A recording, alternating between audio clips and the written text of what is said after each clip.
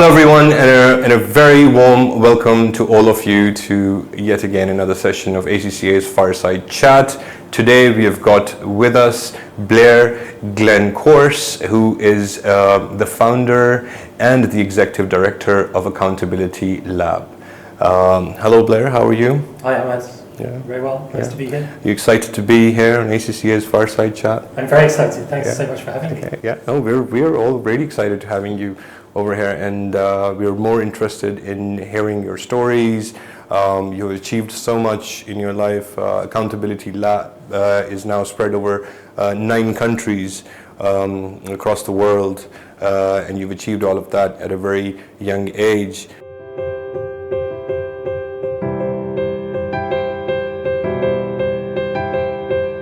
We want to get to know you, Blair. Where did it all begin for you? Where did you go to school? You grew up in the UK, and you spent most of your sort of early life in the UK, and after that you've been traveling. Am I correct? Yes, I'm from the UK, as you can hear. Grew up in the UK, went to school in the UK. After school, went to live in Africa for a while, Zimbabwe. Oh, wow. Before university, and then was at university in the UK, did a year of my university in the US. Then after graduating, went to an American graduate school, worked at the World Bank, and from there got into development and accountability and governance and some of the other things we're going to talk about today. So Blair, what was Blair like when you were at school and you were growing up? Were you into sports, or were you great at theater or music, or you were just sort of a very studious kind of a person? So what was Blair like at school? Even though we did go to school together in the UK, but still, you were a year junior. But still, we would like to know, what was Blair like at school? Yes, we did coincidentally go to school together in the UK, which was great. And I was lucky enough to have a really happy childhood, and was, I hope, always quite responsible. Which perhaps there's a line now from this kind of work that I'm doing on responsibility and accountable leadership. But was always interested in the world, and as soon as I had the first opportunity to escape, got out, and like I said, I went to Zimbabwe in Africa, and that I think began this process of learning and engaging around sort of what makes societies different, how do you change them in positive ways, and what are the key drivers of that, and that's what's brought me to this work on accountability and integrity. So do you think that your schooling and your sort of educational background has had a major role to play in what you have achieved now? Absolutely, of course, education is a huge part of what's needed for everyone to get to where they need to go, and I was very lucky to have a good education, and I think also to understand now the importance of lifelong learning. So I'm always now, even during my work, trying to learn new things, meet new people, find different ways of solving problems, and in the 21st century, I think that's the way we need to go. We need to teach how to problem solve, not just the knowledge itself, and I think my education taught me to do that even 20 years ago or 25 years ago. So I'm trying also to bring our team into that way of thinking and push this along in that direction.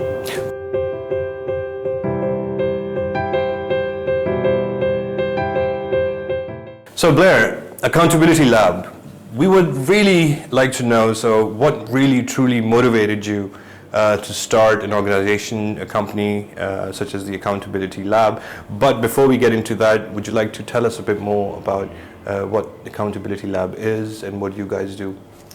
Yes, the Accountability Lab is an organization that works to build accountability within societies all around the world.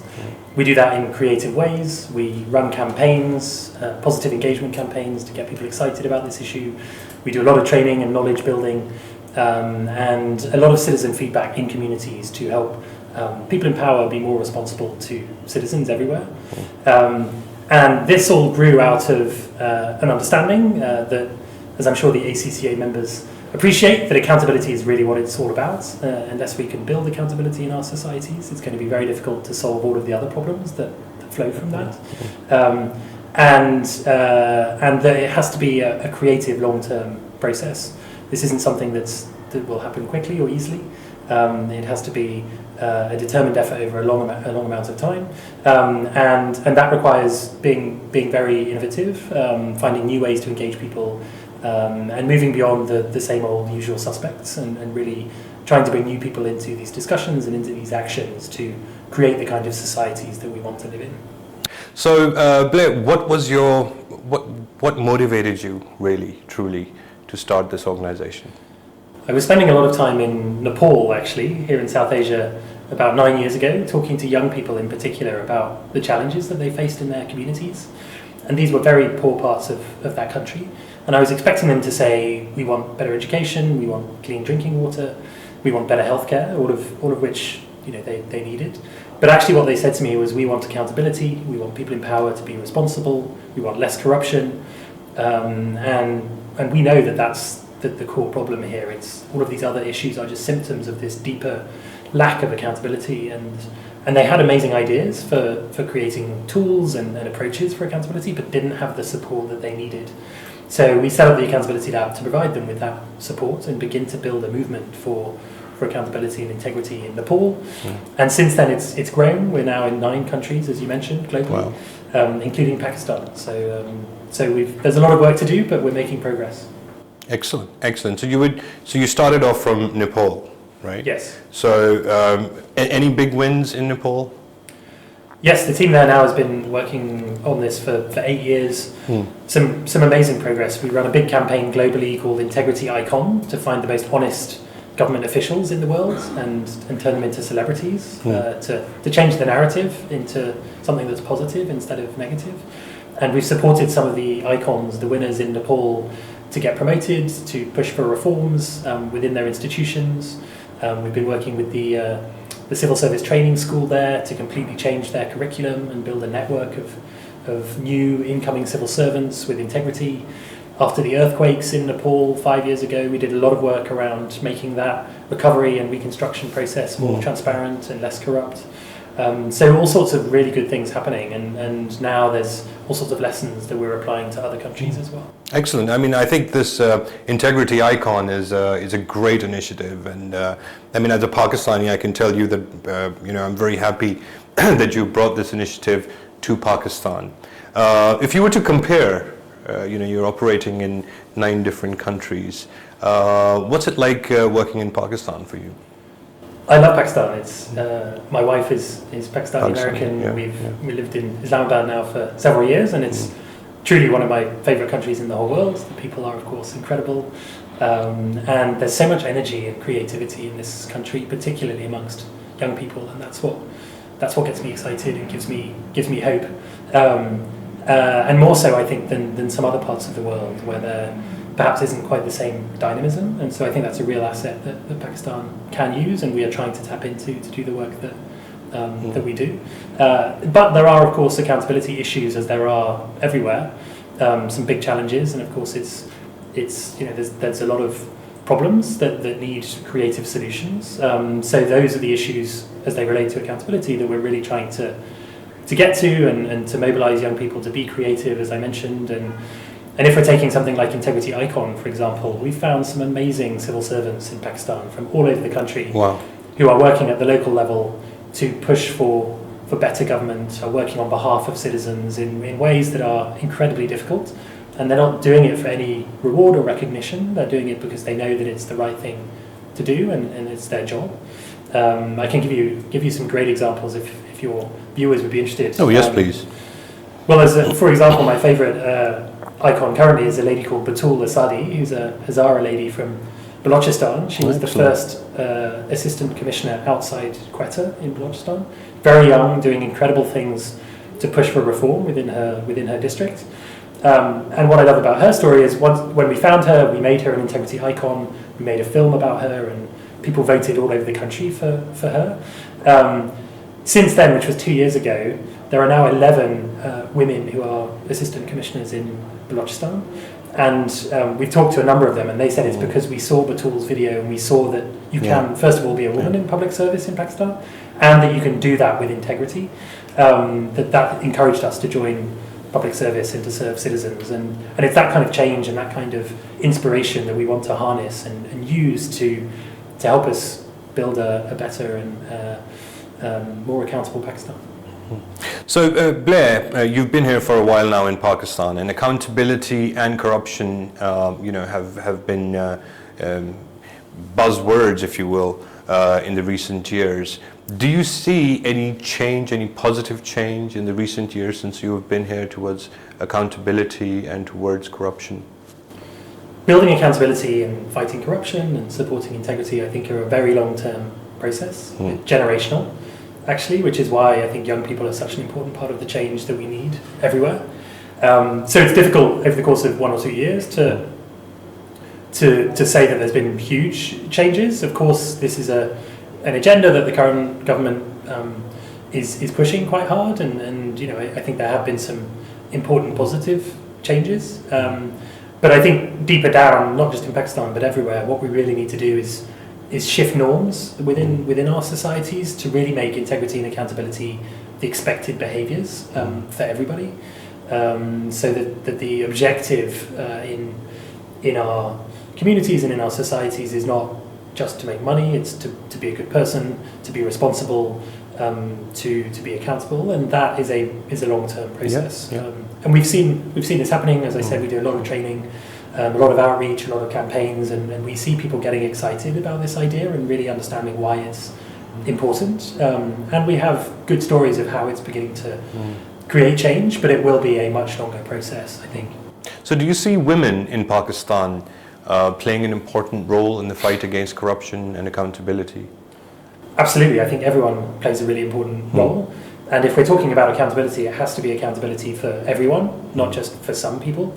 So it has to be accountability for gender equality, it has to be accountability for all sorts of people in Pakistan, because if we can't create and support an inclusive, accountable society in which everyone feels that they have a voice and that voice is heard and that they're part of, that they're citizens, that they feel part of this project that is called Pakistan, then it's going to be very difficult to fight some of the symptoms of a lack of accountability, like corruption and exclusion and poverty and insecurity. So absolutely, I think everyone has a really important role to play.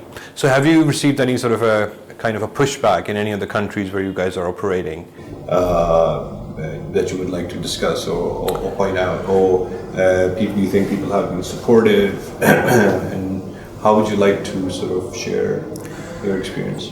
So what we do is very positive. It's very solutions oriented and focused on role models, as I pointed out. And what that does is it makes the work much more politically feasible. So we are not pointing fingers at people and saying you're doing things wrong or you should be in jail. Of course, the rule of law is important, but the approach and the piece of this that we're taking is very much the positive side of things. It's more awareness, and it's more bringing about a change in the mindset of people, if I'm correct. Exactly, it's awareness, it's engagement, it's creating conversations that lead to the kind of actions that we want to see. So we talk a lot about responsible leadership and about integrity and these sorts of issues that we haven't seen as much pushback against, because it's hard to disagree with those things, and so I think if we can continue to push that sort of language and that way of thinking, then over time, slowly, we can build this new generation who will come through and begin to make the best decisions for everyone in Pakistan. The leadership is there. Yes, we have leadership. They're going to bring about some change. But as you sort of already mentioned, don't you think that the new generation, sort of in Pakistan or any of the countries where you're operating in, if we are able to somehow change that mindset, it is going to bring about a huge change? Definitely, I think. Of course, people in power are important, and they have power. They can make decisions, but it's not good enough for us to point to them and say, we're relying on you, or you're doing a bad job, or you're doing a good job. We all have to take responsibility for ourselves and for our societies and our communities, because our leaders reflect us, of course. Even if a country isn't democratic, you get the leaders that you deserve, and accountability trickles upwards. So I think we all need to, even in really small ways, do our part to be accountable, turn up on time, don't tell lies, all of that kind of thing, which isn't technical. It's a mindset. It's about norms, as I discussed in society, that are a really important part of why we do what we do and how we act. And this leads into larger conversations, I think, about politics and about governance. But it starts with us all understanding that we have an individual role to play. Yeah. So Blair, we see a lot of organizations now sort of opening up positions such as the chief ethical officer. They have their own department, the function. How important would you rate ethics in the workforce of tomorrow and the future? I think it's almost the most critical thing, actually. It's absolutely essential to creating a successful, values-based and sustainable company, or any kind of organization, really, I would argue. If you look at all of the big corporate scandals ever, in particularly the big multinationals, for example, they all have compliance programs, they all have a big emphasis on anti-corruption, but they still got caught up in corruption and in wrongdoings and illegal behaviors. And so this isn't really a function of enforcement, it's a function of ethics, it's a function of values, and of creating the incentives and the understanding within organizations of why these are important, and they're good for business, they're good for the bottom line, but they're also good for the environment, they're good for society, and therefore ultimately for the sustainability of everything we're doing in terms of development. So I completely agree. Companies, any kinds of organizations, should be focusing very heavily on values and on integrity and ethics, because if you don't, then I think you'll run into trouble at some point. Yeah. So we see, I personally have seen a lot of people speak of ethics as a skill. Would you say it's a skill, or whether it's a sort of more of something that is ingrained into a society or in a culture? What would you say about that? It's a really interesting point. I mean, my initial reaction would be that it isn't a skill. There's a set of values, of things that you believe that guide your behavior. Exactly. You have a set of ethics or a code that you use to make decisions. So it isn't as much of a skill, but I like the idea of understanding it as a skill in terms of a skill being something that you practice constantly, and you are constantly trying to improve. And I think that is the case with all of us, with integrity and accountability too. It's something that we have to continually bear in mind and continually keep on practice. Reminding ourselves that how important it is to have and adhere to high ethical and moral values. We do a lot of research at ACCA, and as per our research, we have cited, and it has been reported that the employers are going to go for resources with who have had a proven track record of high ethical and moral standards in Pakistan. So it's really interesting to see that these changes are now taking place in Pakistan as well.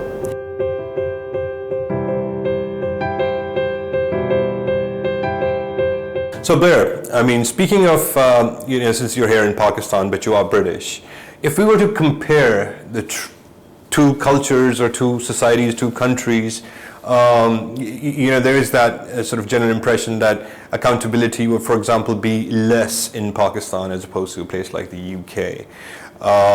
What are your thoughts on that? I would disagree. I think a lack of accountability is a problem everywhere, and we often in the West talk about things like corruption and presume that this is a problem that just affects developing countries, but it doesn't, and it's actually Western companies and Western countries and governments often that are facilitating a lot of this poor behaviour. It's the finance industry, it's the lawyers, it's the real estate agents in places like the UK London is a place where a lot of money gets laundered, for example. There are lots of tax havens that are under British jurisdiction. It's not just the UK; it's many other Western countries, the US, Switzerland, etc. Yeah. So it's duplicitous for us in the West to say that corruption is a problem that just affects countries like Pakistan. Of course, there is bad behaviour everywhere in these countries too. Yeah. But it's a collective problem, and therefore the solutions have to be collective solutions as well, and that means working together to really understand what the dynamics are and how we can fix some of these challenges. So would you ever look at setting up accountability lab, let's say, in the UK, for instance? Funny you should mention it. We've been registered in the US for a long time, but haven't really been doing any work in the US. It's been mostly a way for us to raise money and to tap into some of the networks over there. But now we're actually starting our Integrity Icon campaign in the US next week. Oh, excellent. So look out for that, and that's precisely because a lack of integrity is a massive problem in the US, for example. But I could equally see us doing it in the countries like the UK or elsewhere in the West as well. Excellent. So Blair, you must be getting a lot of funding for Accountability Lab. I'm sure from all kinds of places. So how is Accountability Lab ensuring that your own business is transparent and accountable? Great question. We're a non-profit organisation, and we're registered locally here in Pakistan and in all of the other countries that we work. So we adhere to local rules around organisational development and fundraising and so on. And we receive money from mostly from foundations, but also some governments and some individuals. But we place a premium on walking our talk and living by our values, of course, as an accountability organisation. That's really important to us. So we do that in all sorts of ways. For example, we on our website have an open budget. So anyone at any time can go on our website and see what we're spending, what I'm earning, where the money is coming from. So we're radically transparent about anything to do with finances, because we think that's really important to build trust with everyone. We put all of our policies and practices on our website so that anyone can see them, anyone can download them and adapt them to their own organisations if that's what they'd like to do. Because another part of what we're trying to do is build the fields, not just our own organisation. So if we can help other non-profits by giving them our policies and allowing them to adapt them, then that's something that we want to do. And then we're part of a number of different international initiatives that focus on accountability of non-profit organisations. There's one called Accountable Now, for example, which has a whole series of commitments that we have committed to that cover everything from financial management to the environment to operational systems. And we report on how we're doing against each of those commitments on an annual basis, and then we are ranked against other non-profit organisations and NGOs. So we're really trying to take this extremely seriously, and there's always room for improvement, but the transparency of organisations is critical, because that's what allows for the trust that means that we can do the work that we do. Do you have a board that sort of governs Accountability Lab? Yes. Is that based here in Pakistan, or is it in different countries, or? Yes, so we have boards of directors for all of the different accountability labs. So Accountability Lab Pakistan, for example, we have a local board of directors who are all amazing Pakistanis who meet regularly to give us guidance and advice and oversee everything that we're doing and make sure that we're adhering to all of our values. And that's a really, really useful resource for us and allows us to move the organisation forward. Excellent.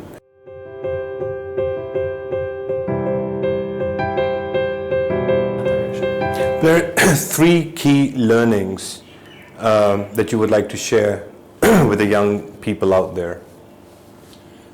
The first one would be don't give up. The problems that we all face are significant and they'll take a long time, but persistence is the key. The second is try and be positive, make things solutions oriented. The problem with dwelling on the problems and on the negative and the blame is that it doesn't create hope for the future, and it doesn't give a sense that things can change. So of course, bad things happen and these problems exist, but let's try and flip that narrative. And the third is let's be creative. Well, No thinking, no current thinking created solutions to the problems we face. In fact, it was the current thinking that led to the problems that we face. So we have to change our thinking and move beyond the bounds of the what we perceive to be possible, and really bring in what we call unlikely networks, bring in different kinds of people, different sorts of creative approaches, and that's where we'll create the magic that's needed to build the change that we want to see. You are currently based in Pakistan, so would you be raising a family here and settling in Pakistan? Would you give that a thought? Or yeah, absolutely. Yeah? Why not? I think we'll see what happens. It's a great country. We love living here. It's particularly in Islamabad. It's a green, clean city, and I encourage anyone to come and visit and to think about being here and being part of what's happening in Pakistan. We have a lot of sort of people immigrating from Pakistan and going and working abroad in the UK and the US and so many other countries, but it's really motivating and interesting to see people like yourself coming from the UK and settling in Pakistan. I think a lot of people can truly learn from you. We have a lot of brain drain in Pakistan, and we need one of the best things that anybody could do for their own country is, especially in Pakistan, is that they try and contribute.